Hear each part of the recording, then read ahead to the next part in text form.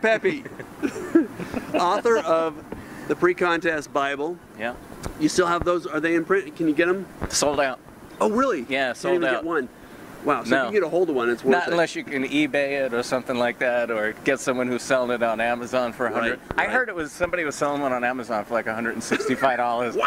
I thought maybe I should have kept them and sold them on Amazon myself. Yeah, it's tempting. It's like scalping tickets. It is, but it's a little late in the game. Yeah.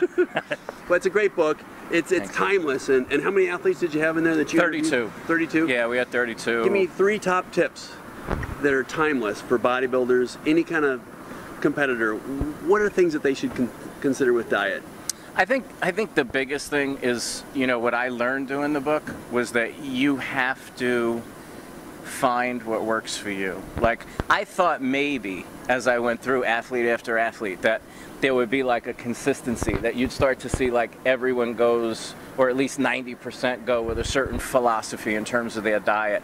That's just not true. And you know, you look at extremes, you look at a guy like Will Harris, who eats virtually no carbohydrates at all for 16 weeks, eats tons of fat, and doesn't shrink down for a second. And then you look at other guys who eat tons of carbs.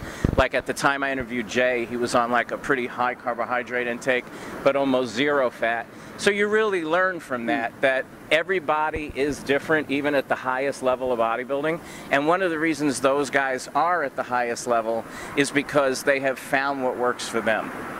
Interesting. I think one of the other big lessons, and this was kind of stunning to me, was that when you find what works for you, you should stick with it, which it's apparent that a lot of guys in the book did not. Because I asked every competitor, which event was the event that you were in your best condition? And over half of them said it was the event when they turned pro, like when they did nationals or when they did USA and got their pro card. Now, if you think about it logically, that doesn't make a stitch of sense, right? Because you should look better as you continue to train for years and diet for years. But I think what a lot of guys do is that they turn pro and all of a sudden they have to do something different than what got them there.